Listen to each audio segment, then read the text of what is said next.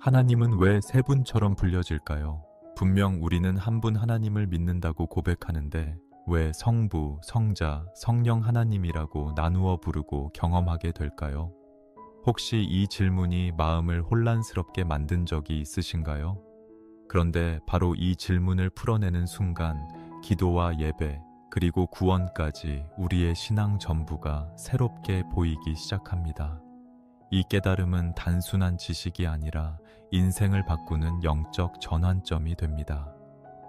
말씀 시작 전에 부탁드립니다. 좋아요와 구독, 알림 설정은 단순한 클릭이 아닙니다. 이 말씀을 더 많은 성도들이 함께 듣고 은혜 받을 수 있도록 하는 귀한 통로가 됩니다. 여러분의 작은 순종이 누군가에게는 큰 믿음의 전환점이 될 수 있습니다. 꼭 함께 해주시기 바랍니다. 많은 성도님들이 삼위일체라는 단어만 들어도 어렵다고 느끼십니다. 신학교에서 배우는 복잡한 교리로만 생각하거나 나와는 거리가 먼 이야기로 치부하는 경우도 많습니다. 그러나 삼위일체는 단순한 신학적 개념이 아닙니다. 우리의 기도와 예배, 그리고 구원과 직결된 가장 본질적인 진리입니다. 삼위일체를 바로 알지 못하면 우리의 신앙은 조각난 채로 남고 맙니다. 하나님은 알지만 예수님의 구속을 놓치고 예수님을 붙들지만 성령의 임재를 경험하지 못하고 성령을 사모하지만 성부의 권위와 섭리를 무시하는 신앙에 머물러 버립니다. 그래서 반드시 이 부분을 깨달아야 합니다. 성경은 하나님이 한 분이심을 분명히 말씀합니다. 신명기 6장 4절에서 이스라엘아 들으라 우리 하나님 여호와는 오직 유일한 여호와시니 라고 선언합니다. 그러나 또 다른 말씀은 하나님을 성부, 성자, 성령으로 증언합니다. 요한복음 1장 1절은 태초에 말씀이 계시니라 이 말씀이 하나님과 함께 계셨으니 이 말씀은 곧 하나님이시니라 라고 기록합니다. 여기서 말씀은 곧 예수 그리스도를 가리킵니다. 성부와 성자께서 태초부터 함께 계셨음을 보여주는 것입니다. 또한 창세기 1장을 보면 창조의 순간에 성령께서 수면 위에 운행하셨다고 말씀합니다. 이미 태초부터 성부, 성자, 성령은 함께 일하시며 한 본질 안에 계셨던 것입니다. 기도의 자리를 떠올려 보십시오. 우리는 늘 예수님의 이름으로 기도드립니다 라고 고백합니다. 이 짧은 한 문장 안에 삼위일체의 신비가 담겨 있습니다. 성부께 우리의 기도를 올려드리지만 성자 예수님께서 십자가의 피로 길을 열어주셨기에 우리는 담대히 나아갈 수 있습니다. 그리고 우리의 기도는 성령의 도우심 없이는 올려드릴 수 없습니다. 로마서는 성령께서 말할 수 없는 탄식으로 우리를 위해 친히 간구하신다고 증언합니다. 결국 기도란 내가 혼자 하나님께 말하는 행위가 아니라 삼위일체 하나님이 함께 역사하시는 은혜의 사건입니다. 예배도 그렇습니다. 예배는 성부 하나님께 드려집니다. 그러나 성자 예수님이 우리의 중보자가 되시지 않는다면 예배의 문은 열릴 수 없습니다. 그리고 그 예배의 자리를 실제로 살아있는 임재의 자리로 바꾸시는 분은 성령님이십니다. 우리가 드리는 찬송이 뜨겁게 울려 퍼지는 순간, 말씀을 듣다가 눈물이 흐르는 순간, 바로 그때 성령께서 임재하셔서 역사하시는 것입니다. 예배가 단순한 의식에 머무르지 않고 생명력 있는 만남이 되는 이유가 바로 삼위일체적 역사 때문입니다. 구원 또한 마찬가지입니다. 성부 하나님은 구원의 계획을 세우셨습니다. 요한복음 3장 16절은 이렇게 말씀합니다. 하나님이 세상을 이처럼 사랑하사 독생자를 주셨으니 이는 저를 믿는 자마다 멸망치 않고 영생을 얻게 하려 하심이니라. 성부께서 우리를 향한 구원의 길을 준비하신 것입니다. 성자 예수님은 그 길을 순종으로 걸으셨습니다. 십자가의 죽음과 부활로 우리의 죄값을 다 갚으시고 구원을 완성하셨습니다. 성령님은 그 구원을 오늘 우리의 삶에 적용하십니다. 믿는 자에게 거듭남을 주시고 말씀을 깨닫게 하시며 끝까지 믿음을 붙잡게 하십니다. 결국 구원은 삼위일체 하나님의 연합된 사역이자 놀라운 사랑의 작품입니다. 그러나 우리는 종종 이 균형을 잃어버립니다. 성부 하나님만 두려워하며 멀리 계신 분으로만 대할 때가 있습니다. 예수님을 단지 역사 속 인물로만 여길 때도 있습니다. 성령님을 막연한 능력이나 감정으로만 이해할 때도 있습니다. 이런 신앙은 편향되고 약해집니다. 삼위일체의 진리를 붙잡을 때에만 우리의 신앙은 온전해집니다. 머리로만 아는 지식이 아니라 기도 속에서, 예배 속에서, 구원의 감격 속에서 경험하는 살아있는 깨달음이 됩니다. 사랑하는 성도 여러분, 혹시 지금 신앙이 메말라 있고 예배가 형식처럼 느껴지시나요? 기도가 힘겹게만 느껴지시나요? 그렇다면 삼위일체 하나님을 새롭게 붙드셔야 합니다. 성부의 계획, 성자의 은혜, 성령의 능력을 동시에 경험할 때 우리의 신앙은 다시 살아납니다. 우리의 무너진 마음이 회복되고 기도가 살아나고 예배가 뜨거워지고 구원의 감격이 다시 넘쳐납니다. 오늘 이 시간 이렇게 기도하시길 바랍니다. 주님, 삼위일체의 신비를 제 머리가 아니라 제 삶으로 알게 하옵소서. 성부의 사랑을 경외하게 하시고 성자의 은혜를 날마다 붙들게 하시며 성령의 인도하심 속에 동행하게 하옵소서. 그 고백이 여러분의 삶을 바꾸게 될 줄 믿습니다. 삼위일체를 이해하는 것은 단순히 교리를 아는 차원을 넘어 하나님과의 관계를 새롭게 하는 길입니다. 기도와 예배, 그리고 구원의 모든 과정 안에는 성부, 성자, 성령께서 함께 일하시는 흐름이 분명하게 드러납니다. 그런데 이 진리를 우리의 삶에 실제로 적용하지 못하면 여전히 신앙은 막연하고 추상적인 지식에 머물 뿐입니다. 그렇다면 우리는 어떻게 삼위일체 하나님을 인격적으로 경험하며 살아갈 수 있을까요? 무엇보다 중요한 것은 기도의 자리에서 삼위일체의 사역을 의식하는 것입니다. 우리는 보통 기도를 내가 하나님께 드리는 말 정도로만 생각합니다. 그러나 성경을 보면 기도의 주체가 단지 우리 자신이 아님을 알게 됩니다. 성부 하나님께 올려지는 기도를 성자 예수님이 중보하시며 성령께서 도우신다는 진리를 마음에 새길 때 기도는 단순한 습관이 아니라 삼위일체 하나님과의 교제가 됩니다. 기도하는 동안 내가 홀로 무릎 꿇어 있는 것이 아니라 보좌에 앉으신 아버지께 나아가고 아들의 이름으로 그 문이 열리고 성령께서 친히 기도에 불을 붙여주시는 것을 경험하게 됩니다. 그때 우리의 기도는 살아나고 하나님의 임재가 실제가 됩니다. 예배도 마찬가지입니다. 성부께 드리는 예배는 성자의 피로 열려지고 성령의 임재로 완성됩니다. 그래서 예배가 단순히 음악이나 설교, 형식적인 순서가 아니라 영과 진리로 드려질 때 우리 영혼은 참된 자유를 누리게 됩니다. 여러분은 예배 시간에 말씀을 들으며 눈물이 흐른 적이 있으신가요? 단순히 감정이 북받쳐서가 아닙니다. 성령께서 말씀이신 예수 그리스도를 통해 아버지의 사랑을 새롭게 깨닫게 하셨기 때문입니다. 예배의 순간이 삼위일체의 역사라는 사실을 알면 예배는 더 이상 지루한 의무가 아니라 영원한 만남의 자리로 바뀝니다. 삼위일체의 신비는 우리의 구원에 있어서도 너무도 분명하게 나타납니다. 성부 하나님께서 구원의 계획을 세우셨습니다. 성자 예수님은 그 계획을 순종으로 완성하셨습니다.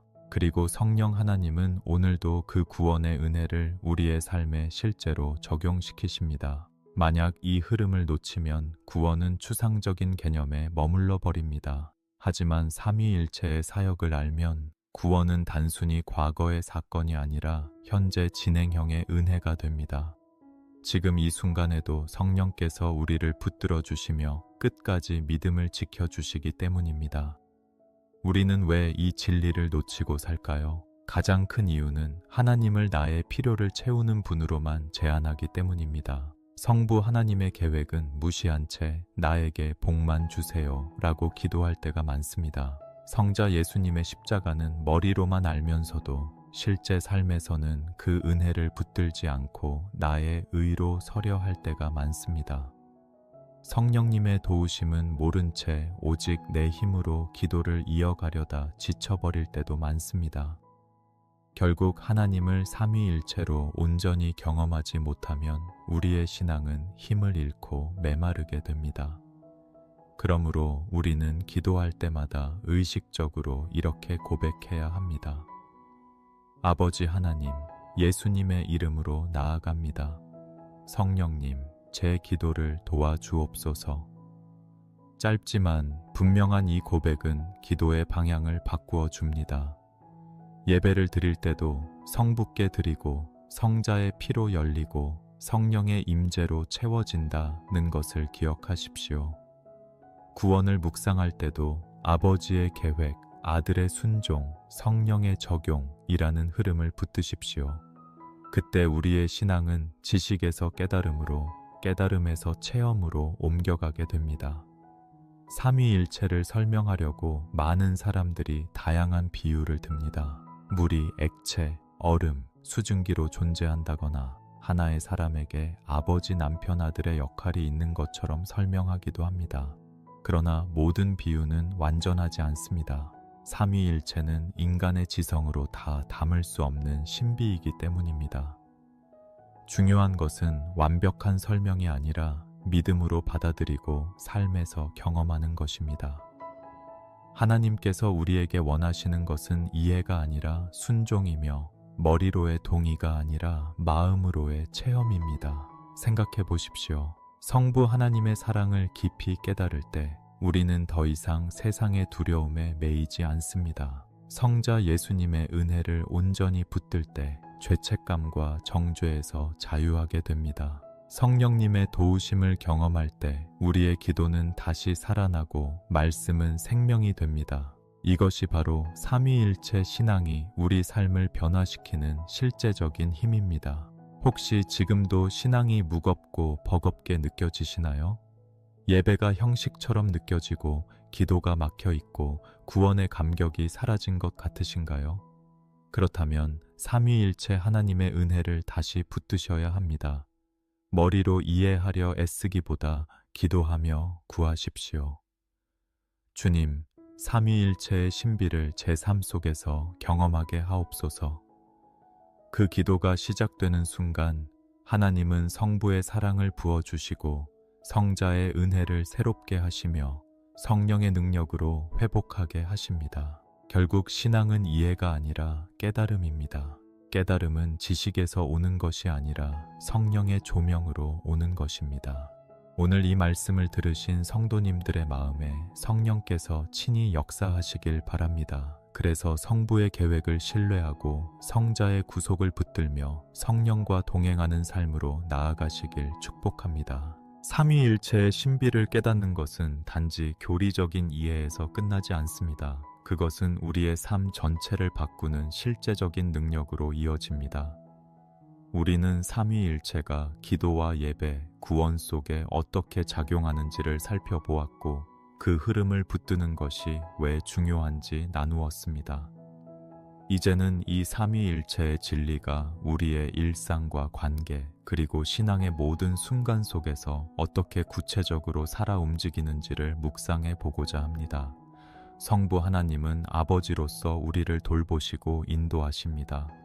우리가 하루하루를 살아갈 때 겪는 모든 문제와 필요를 아시는 분이 바로 아버지 하나님이십니다.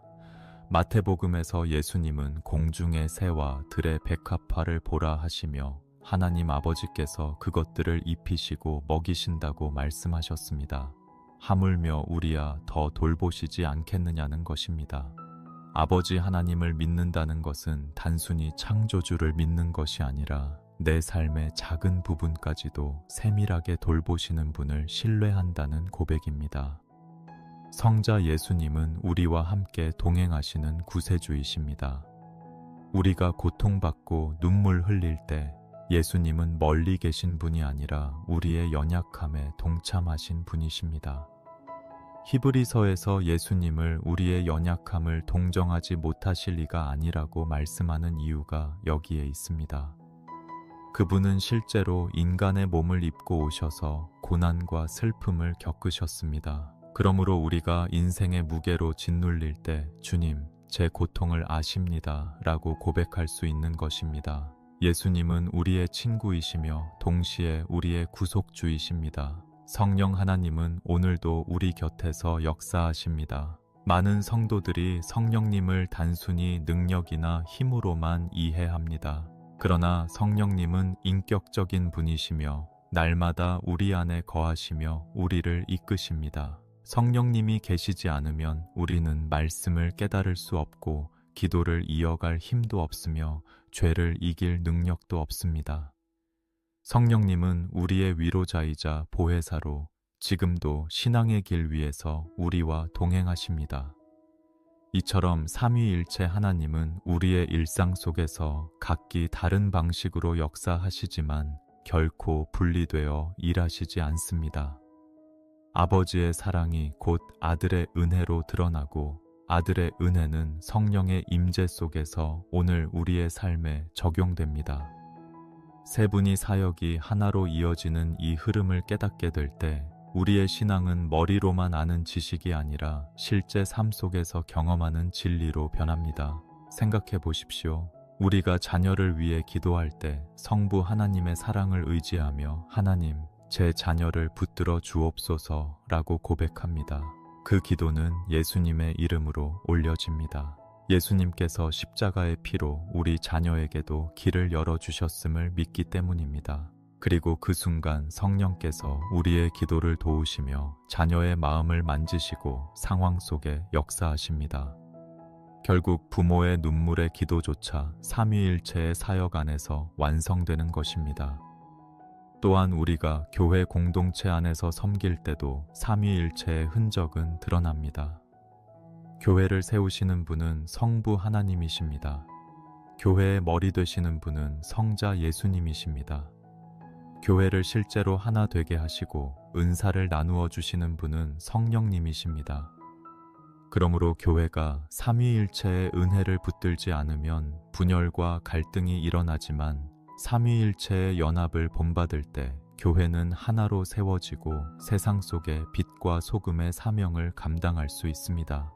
삼위일체의 진리를 깊이 깨달으면 우리의 신앙은 균형을 얻게 됩니다.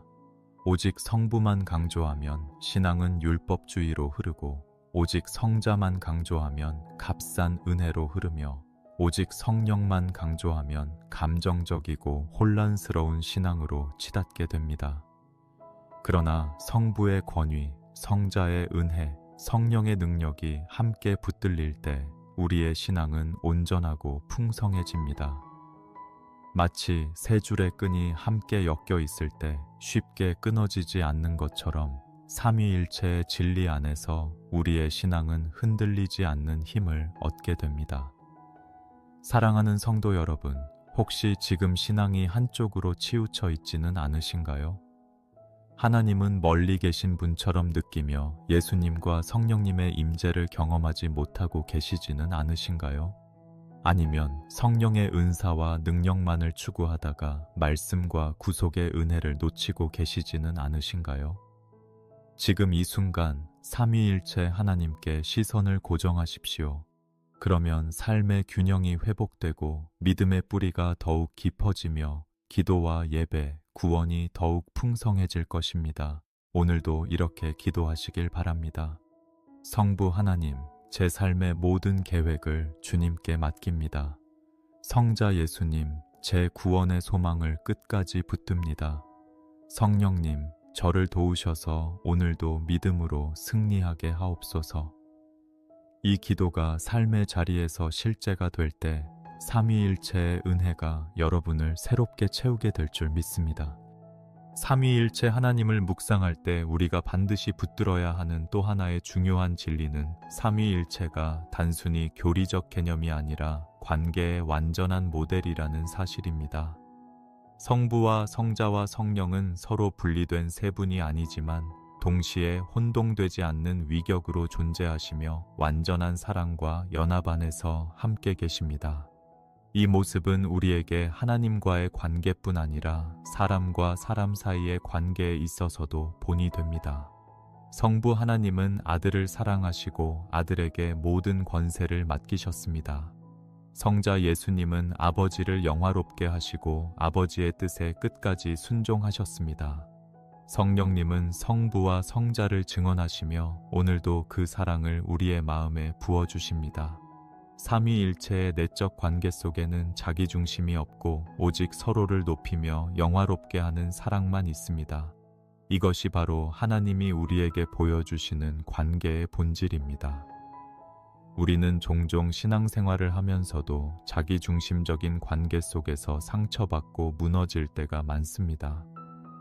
교회 안에서도 서로를 섬기기보다 자기 주장을 앞세우고 가정 안에서도 서로를 높이기보다 자기 만족을 우선시할 때가 있습니다. 그 결과는 분열과 갈등 그리고 깊은 상처입니다.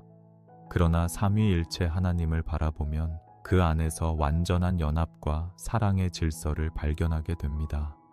그분들의 연합은 단순히 같은 목표를 가진 협력이 아니라 본질적으로 하나이신 사랑의 연합입니다. 예수님은 요한복음 17장에서 제자들을 위해 기도하시며 이렇게 말씀하셨습니다. 아버지께서 내 안에, 내가 아버지 안에 있는 것 같이 저희도 다 하나가 되어 우리 안에 있게 하사 세상으로 아버지께서 나를 보내신 것을 믿게 하옵소서. 예수님은 성부와 성자 사이에 완전한 연합을 본받아 제자들이 하나 되기를 원하셨습니다. 그리고 그것은 오늘 우리 교회의 모습이어야 합니다. 교회의 분열과 다툼은 결국 삼위일체의 사랑을 잃어버린 결과입니다.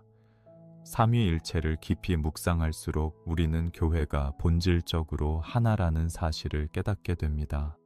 또한 삼위일체의 관계는 가정 안에서도 본이 됩니다. 부부는 둘이지만 한 몸을 이루라고 말씀하셨습니다. 부모와 자녀도 각기 다르지만 사랑으로 하나가 될 때 그 가정은 무너지지 않습니다. 이것은 단순히 인간적인 조화로 가능한 것이 아니라 삼위일체 하나님을 닮을 때 가능한 일입니다. 서로를 높이고 서로에게 자신을 내어주며 서로의 필요를 채우려는 사랑이 있을 때 가정은 삼위일체의 사랑을 비추는 작은 교회가 됩니다. 삼위일체의 관계는 또한 우리의 신앙생활을 균형 있게 합니다. 성부 하나님의 권위와 질서를 인정하면서도 성자 예수님의 은혜와 순종을 붙들고 성령님의 자유와 능력을 사모하는 신앙은 건강한 신앙입니다. 그러나 한쪽만 강조하면 균형이 무너집니다. 권위만 강조하면 억압적인 신앙이 되고 은혜만 강조하면 방종으로 흐르고 성령의 자유만 강조하면 혼란스러운 신앙으로 변질됩니다. 삼위일체 하나님을 온전히 붙드는 순간 우리의 신앙은 질서와 은혜와 자유가 동시에 살아나는 온전한 모습이 됩니다. 삼위일체의 연합은 우리에게 중요한 도전을 줍니다. 우리는 본능적으로 자기 자신을 중심에 두려 하지만 삼위일체의 사랑은 철저히 서로를 높이는 사랑입니다. 성부는 성자를 영화롭게 하시고 성자는 성부의 뜻에 철저히 순종하시며 성령은 그 모든 사랑을 증언하시고 적용하십니다. 이처럼 서로가 서로를 높이는 사랑은 세상에서는 보기 힘든 모습입니다. 그러나 그 사랑이야말로 하나님이 우리에게 원하시는 사랑의 본질입니다. 성도 여러분, 우리의 삶은 삼위일체의 연합을 반영하고 있습니까?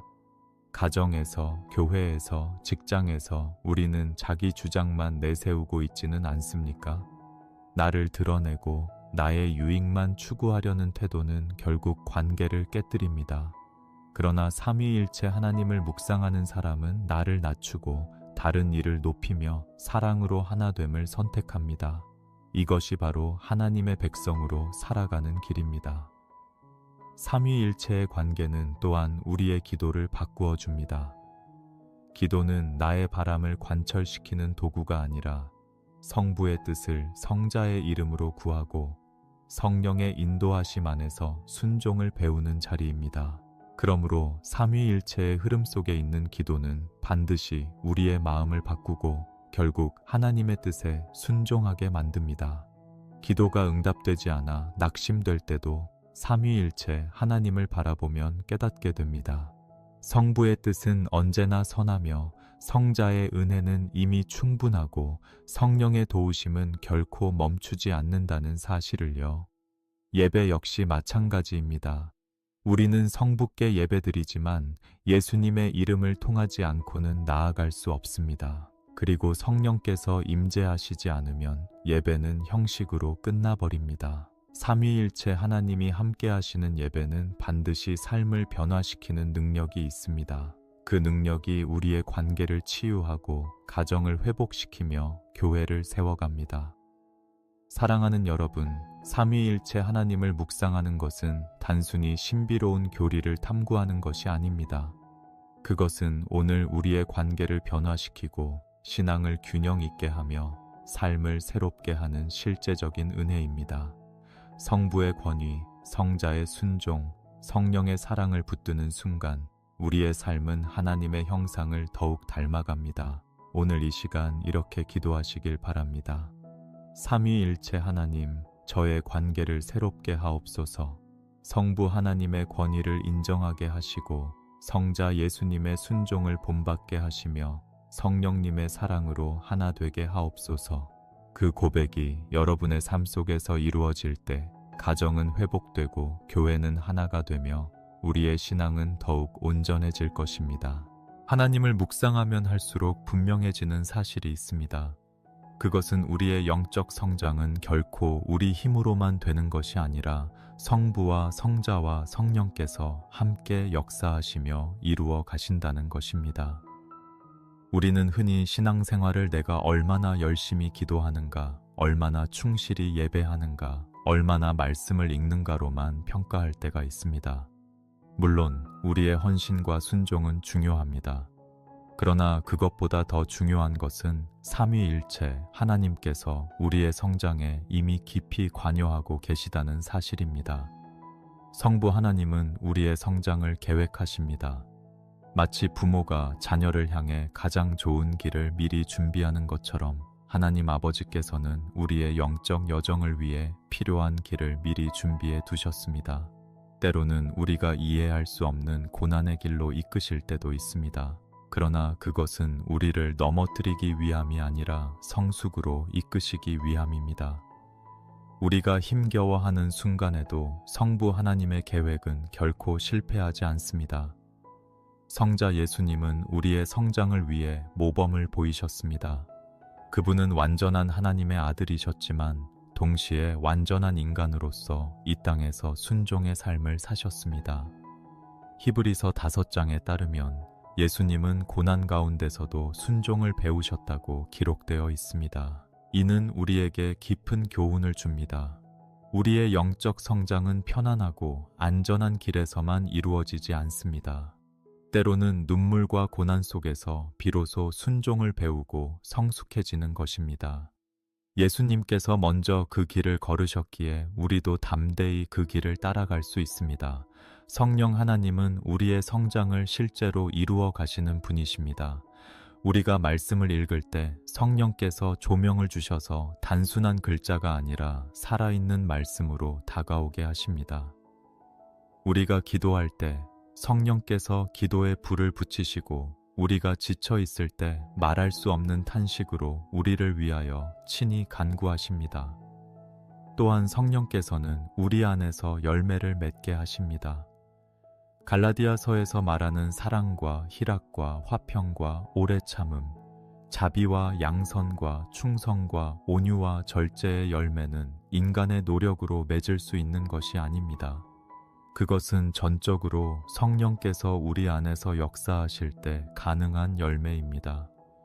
삼위일체 하나님의 사역은 우리의 성장을 온전히 감싸고 있습니다. 성부의 계획, 성자의 모범, 성령의 역사 속에서 우리는 날마다 자라가며 그리스도의 장성한 분량에 이르게 됩니다. 우리가 이 흐름을 붙들 때 신앙은 단순히 의무나 습관이 아니라 살아있는 관계와 성장으로 이어집니다. 그러나 문제는 우리가 종종 이 흐름을 놓친다는 데 있습니다.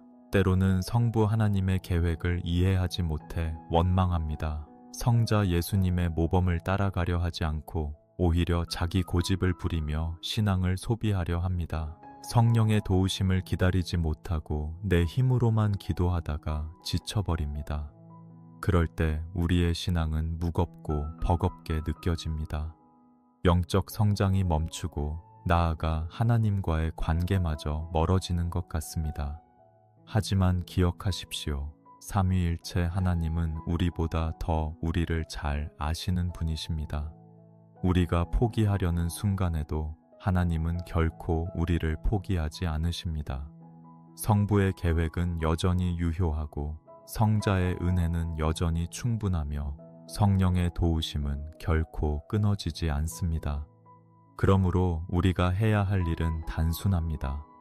나의 힘으로 신앙을 지탱하려 하기보다 삼위일체 하나님의 은혜 안에 자신을 맡기는 것입니다. 생각해 보십시오. 아이가 자라날 때 자기 힘으로 자라는 것이 아닙니다. 부모가 먹을 것을 주고 환경을 마련하며 돌봄을 주기 때문에 자라는 것입니다. 우리의 영적 성장도 이와 같습니다. 물론 우리가 말씀을 읽고 기도하며 순종해야 하지만 그것은 성장의 조건이 아니라 성장의 통로일 뿐입니다. 성장을 이루시는 분은 오직 삼위일체 하나님이십니다. 그러므로 신앙의 길에서 낙심하지 마십시오. 혹시 지금 믿음이 자라지 않는 것 같아 답답하십니까? 예배를 드려도 감동이 없고 기도를 해도 응답이 없는 것처럼 느껴지십니까? 그렇다면 이렇게 고백해 보시길 바랍니다.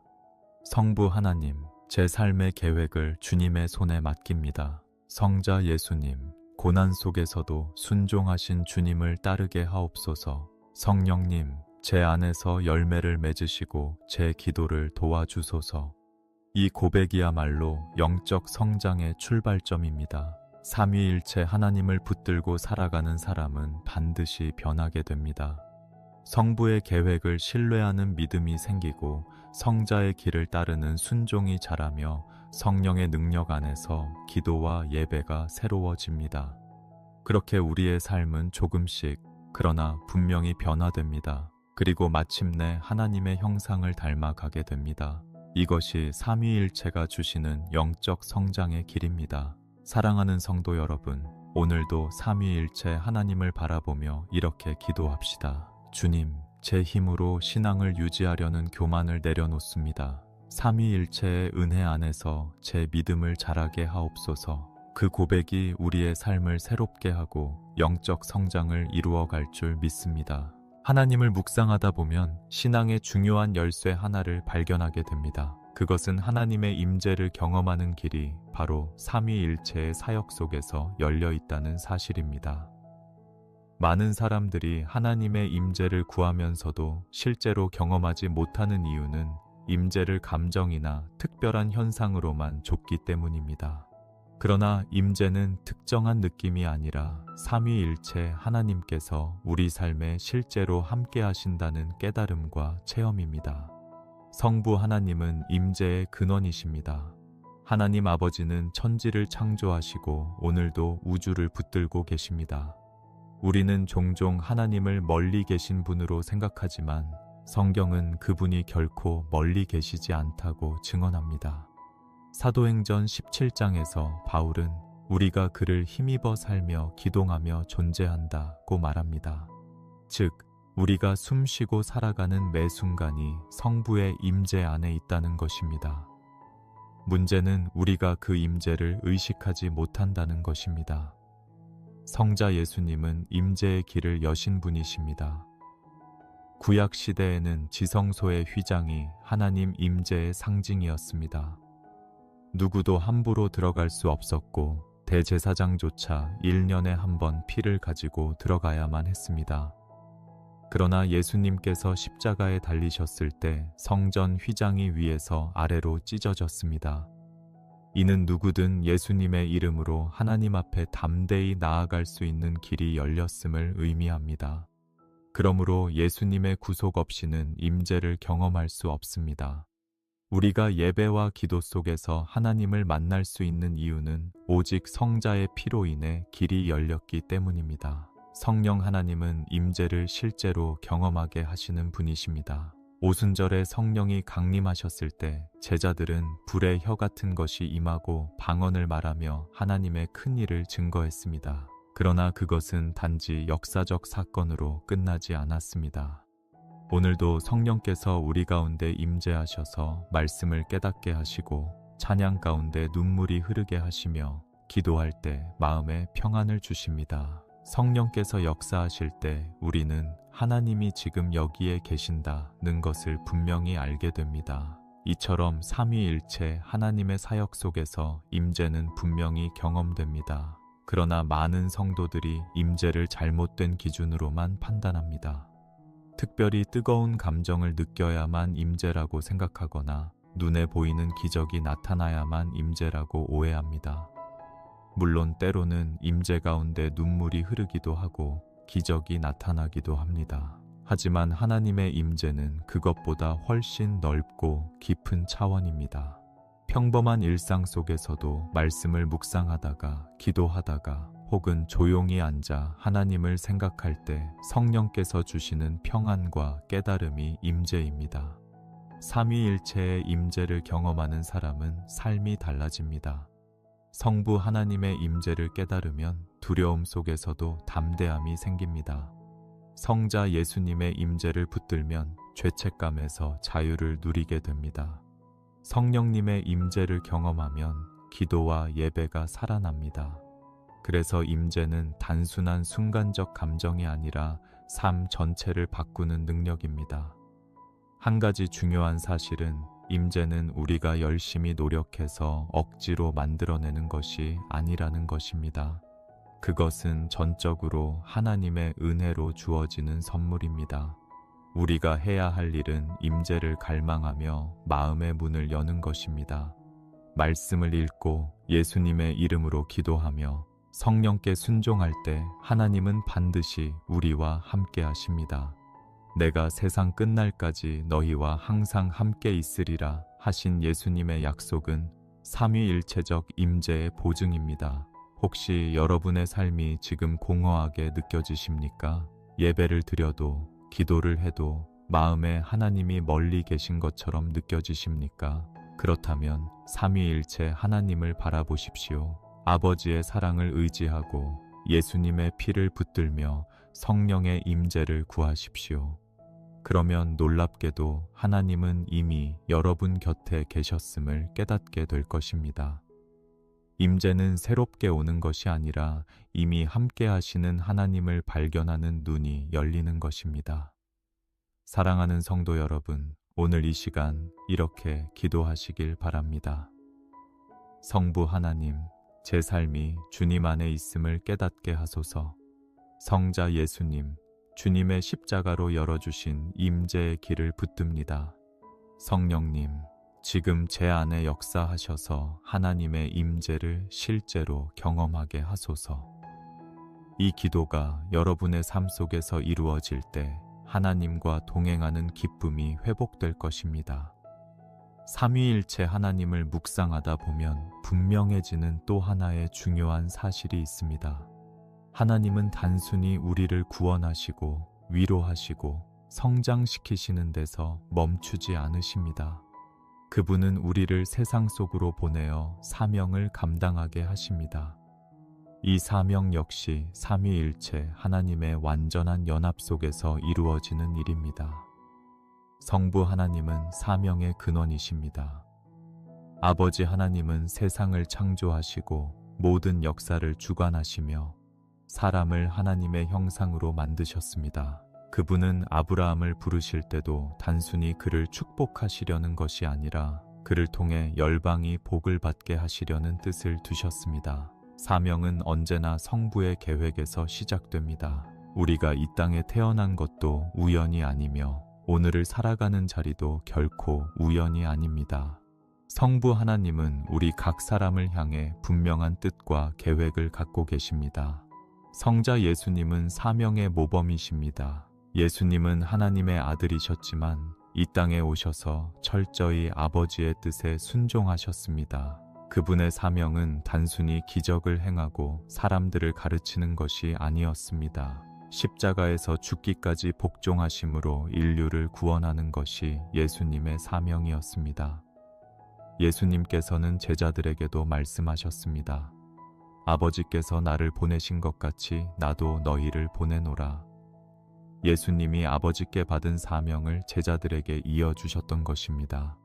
오늘 우리 역시 예수님의 제자로 부르심을 받았기에 세상 속으로 파송된 사람들입니다. 성령 하나님은 사명을 가능하게 하시는 분이십니다.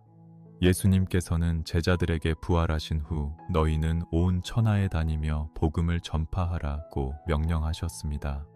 그러나 동시에 성령이 너희에게 임하시면 너희가 권능을 받고 땅끝까지 이르러 내 증인이 되리라고 약속하셨습니다. 사명은 인간의 열심만으로 감당할 수 없습니다. 성령의 권능이 임해야만 가능합니다.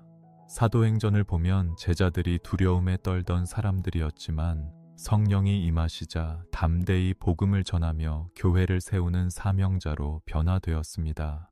오늘 우리도 마찬가지입니다. 성령께서 함께 하시지 않으면 사명은 무겁고 버겁기만 하지만 성령께서 도우시면 그 길은 은혜와 기쁨으로 채워집니다.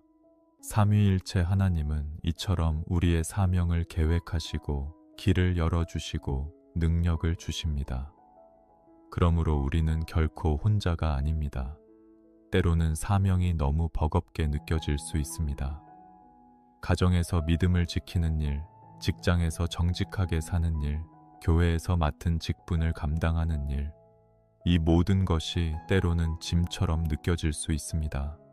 그러나 삼위일체 하나님의 역사 안에서 우리는 담대히 나아갈 수 있습니다. 사명을 감당하는 삶은 또한 삼위일체 하나님의 성품을 닮아가는 삶입니다. 성부 하나님을 닮아 계획과 질서를 세우며 성자 예수님을 닮아 순종과 희생을 배우며 성령 하나님을 닮아 능력과 위로로 다른 이들을 세워주는 삶입니다. 이렇게 살아갈 때 우리의 사명은 단순히 의무가 아니라 하나님과 동행하는 기쁨이 됩니다. 교회의 사명도 마찬가지입니다. 교회는 성부의 뜻 안에서 세워졌고 성자의 피로 구속받은 공동체이며 성령의 권능으로 살아 움직이는 몸입니다. 그러므로 교회의 존재 목적은 세상 속에서 하나님의 나라를 드러내는 것입니다. 교회가 자기 안에만 머물고 세상에 나아가지 않으면 삼위일체적 사명을 잃어버린 것입니다. 교회는 모여서 예배하고 흩어져서 증거해야 합니다. 그럴 때 교회는 삼위일체 하나님을 반영하는 공동체가 됩니다. 사랑하는 성도 여러분, 혹시 지금 하나님께서 맡기신 사명을 버겁게 여기고 계시지는 않습니까? 나 혼자라는 두려움 속에서 주저하고 계시지는 않습니까? 그렇다면 삼위일체 하나님을 바라보십시오. 성부께서 이미 계획하셨음을 믿으십시오. 성자께서 이미 길을 열어놓으셨음을 붙드십시오. 성령께서 지금도 권능을 주심을 의지하십시오. 그러면 사명은 더 이상 두려움이 아니라 하나님과 함께 걷는 길이 됩니다. 오늘 이 시간 이렇게 기도하시길 바랍니다. 성부 하나님, 제 삶의 사명을 깨닫게 하소서. 성자 예수님, 주님처럼 순종하며 십자가의 길을 따르게 하소서. 성령님, 권능을 주셔서 제 사명을 끝까지 감당하게 하소서. 이 기도가 우리의 입술에서 흘러나올 때 삼위일체 하나님께서 반드시 응답하시며 우리를 사용하실 줄 믿습니다. 하나님을 묵상하면서 우리가 꼭 기억해야 할 또 하나의 중요한 주제는 고난입니다. 신앙의 길을 걷다 보면 누구나 피할 수 없는 것이 바로 고난입니다. 그런데 많은 성도들은 고난을 만날 때마다 하나님이 멀리 계신 것처럼 느끼고 혹은 하나님께 버림받은 것처럼 오해하곤 합니다. 그러나 삼위일체 하나님의 진리를 깊이 깨달으면 고난조차도 하나님 안에서 새로운 의미를 지닌다는 사실을 알게 됩니다. 성부 하나님은 고난조차도 계획 안에서 사용하십니다. 우리는 고난을 이해할 수 없을 때가 많습니다. 왜 병이 찾아오는지, 왜 관계가 무너지는지, 왜 삶이 꼬이고 힘든지 도무지 알 수 없습니다. 그러나 아버지 하나님은 모든 일을 합력하여 선을 이루시는 분이십니다. 로마서 8장에서 바울은 분명히 선언했습니다. 하나님을 사랑하는 자, 곧 그의 뜻대로 부르심을 입은 자들에게는 모든 것이 합력하여 선을 이루느니라. 여기서 모든 것에는 우리가 원치 않는 고난조차도 포함되어 있습니다. 성부 하나님은 우리의 눈물조차 헛되지 않게 하시며 고난조차도 성장과 믿음의 훈련의 자리로 바꾸십니다. 성자 예수님은 고난의 길을 몸소 걸으셨습니다. 예수님께서 이 땅에 오셔서 받으신 삶은 화려한 길이 아니었습니다. 그는 멸시와 천대를 받으셨고 결국 십자가에서 가장 큰 고난을 겪으셨습니다. 히브리서 12장은 믿음의 주요 또 온전케 하시는 이인 예수를 바라보자 라고 말하면서 그가 십자가를 참으시고 부끄러움을 개의치 아니하셨다고 기록합니다. 예수님의 고난은 단순한 불행이 아니라 하나님의 구원을 이루는 길이었습니다. 그러므로 우리가 겪는 고난도 예수님의 십자가와 연결될 때 새로운 의미를 갖습니다. 그것은 단순히 견뎌야 하는 짐이 아니라 하나님의 뜻을 이루는 과정이 됩니다. 성령 하나님은 고난 속에서 우리를 위로하시고 도우십니다. 고난은 언제나 우리의 힘을 소진시킵니다. 기도조차 나오지 않을 때가 있습니다. 그러나 로마서 8장은 성령이 말할 수 없는 탄식으로 우리를 위하여 친히 간구하신다고 말씀합니다. 우리가 눈물로 기도할 힘조차 잃어버렸을 때 성령님은 우리 대신 기도하시며 우리의 연약함을 아시고 도우십니다. 또한 성령님은 고난 속에서도 하나님의 사랑이 끊어지지 않았음을 확신하게 하십니다. 그분은 우리의 위로자, 보혜사이십니다. 삼위일체 하나님의 역사 속에서 고난은 새로운 빛을 받습니다. 성부의 계획 안에서 고난은 훈련의 도구가 되고 성자의 십자가와 함께 고난은 구원의 길에 동참하는 사건이 되며 성령의 위로 안에서 고난은 소망으로 바뀝니다. 그래서 사도 바울은 고린도후서 4장에서 우리가 사방으로 우겨쌈을 당하여도 쌓이지 아니하며 답답한 일을 당하여도 낙심하지 아니하며 라고 고백할 수 있었습니다. 우리의 삶 속에도 고난은 끊임없이 찾아옵니다. 경제적인 어려움, 건강의 문제, 자녀와의 갈등, 관계의 상처, 이 모든 고난은 우리의 믿음을 흔들 수 있습니다. 그러나 삼위일체 하나님을 묵상하는 사람은 고난을 다르게 봅니다. 성부의 계획 안에 있음을 기억하고 성자의 십자가와 함께 고난을 해석하며 성령의 위로 속에서 고난을 견디는 힘을 얻습니다. 그러므로 고난은 더 이상 두려움의 대상이 아니라 하나님의 임재를 깊이 경험하는 기회가 됩니다. 사랑하는 성도 여러분, 혹시 지금 고난의 한가운데에 계십니까? 하나님이 멀리 계신 것처럼 느껴지십니까? 그렇다면 삼위일체 하나님을 붙드십시오. 아버지의 계획은 변하지 않고 아들의 은혜는 여전히 충분하며 성령의 위로는 결코 끊어지지 않습니다. 이 진리를 붙드는 순간 고난은 여러분을 삼키지 못할 것입니다. 오히려 고난 속에서 하나님을 더 깊이 만나는 은혜의 자리가 될 것입니다.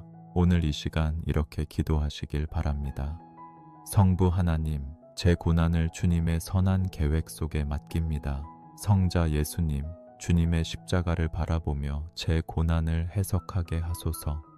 성령님, 제 연약함을 도우셔서 이 고난 속에서도 하나님의 사랑을 확신하게 하소서. 그 기도가 고난의 순간을 지나 소망의 자리로 인도할 줄 믿습니다. 삼위일체 하나님을 묵상하며 걸어온 여정을 돌아보면 우리의 신앙이 단순한 교리가 아니라 살아있는 진리 위에 서 있음을 확인하게 됩니다. 일부에서 우리는 삼위일체가 단순한 개념이 아니라 기도, 예배, 구원에 깊이 세우며 있는 신비임을 나누었고 2부에서는 그 흐름이 우리의 신앙을 실제로 바꾸는 원리임을 살펴보았습니다. 이어서 3부에서는 일상과 관계 속에서 삼위일체가 어떻게 역사하는지 묵상했고 4부에서는 삼위일체의 연합이 우리의 관계의 모델이 됨을 나누었습니다. 5부에서는 영적 성장, 6부에서는 하나님의 임재, 7부에서는 사명, 8부에서는 고난의 의미 속에서 삼위일체를 만났습니다. 결국 삼위일체 신앙은 우리의 삶 전체를 아우르는 은혜의 진리입니다. 성부 하나님은 창조부터 지금까지 역사를 주관하시며 우리를 향한 선한 뜻을 이루어 가십니다. 그분은 멀리 계신 분이 아니라 오늘도 우리의 삶을 붙드시고 모든 것을 합력하여 선을 이루시는 아버지이십니다. 우리가 불안과 두려움 속에 있을 때도 아버지의 계획은 결코 흔들리지 않습니다. 성자 예수님은 아버지의 뜻에 철저히 순종하셔서 십자가의 길을 걸으셨습니다. 그분은 우리의 죄를 대신 지시고 죽으셨을 뿐 아니라 부활하심으로 영원한 생명을 열어주셨습니다. 예수님은 단순한 과거의 인물이 아니라 오늘도 우리와 동행하시며 우리의 중보자가 되십니다. 예수님의 이름으로 드리는 기도는 결코 헛되지 않으며 예수님의 피로 열려진 은혜의 길은 결코 닫히지 않습니다. 성령 하나님은 오늘 우리의 삶 속에서 그 구원의 은혜를 실제로 적용하십니다. 성령께서 말씀을 조명하시고 기도에 불을 붙이시며 우리의 연약함을 도우십니다.